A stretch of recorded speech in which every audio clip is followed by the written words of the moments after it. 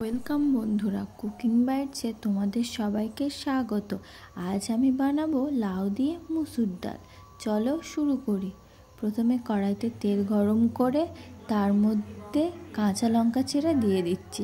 এবার ওর মধ্যে কিছুটা কুচনো পেঁয়াজ দিয়ে দিলাম, আর দিয়ে দিলাম অল্প 5 ফোড়ন দিয়ে এবার হালকাভাবে ভেজে নিয়ে এর মধ্যে ছোটো ছোটো টুকরো করে কেটে রাখা লাউগুলোকে দিয়ে দিচ্ছি। লাউগুলোকে ভালো করে নাড়িয়ে চাড়িয়ে ভেজে নেব। সবাইকে জানাই হ্যাপি নিউ ইয়ার।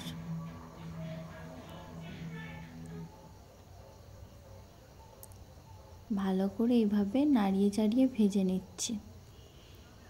এবার ওর মধ্যে দিয়ে দেব ধুয়ে রাখা মুসুর ডাল।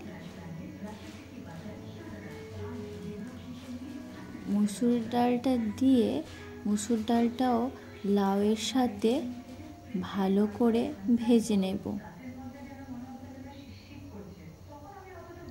নাড়িয়ে চাড়িয়ে ভালো করে ভেজে নেব। এবার ওর মধ্যে দেব সামান্য হলুদ গুঁড়ো, 1 চামচ নুন দিয়ে ভালো করে নাড়িয়ে চাড়িয়ে নেব। ভালো করে নাড়িয়ে চাড়িয়ে মিশিয়ে নিচ্ছি। বন্ধুরা, আমার এই ভিডিওটা যদি তোমাদের ভালো লেগে থাকে তাহলে লাইক ও সাবস্ক্রাইব করে দিও। এভাবে মিশিয়ে নিয়ে এবার এর মধ্যে জল দিয়ে দেব।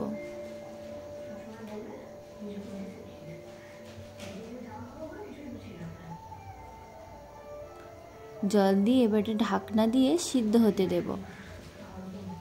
কিছুক্ষণ পর ঢাকনা খুলে সিদ্ধ হয়ে গেলে খুন্তি দিয়ে একটু নাড়িয়ে চাড়িয়ে ঘেঁটে দেব ডাল আর লাউটাকে।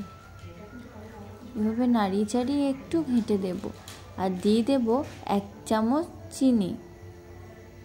তোমরা তোমাদের স্বাদ মতো চিনি দিয়ে দিও।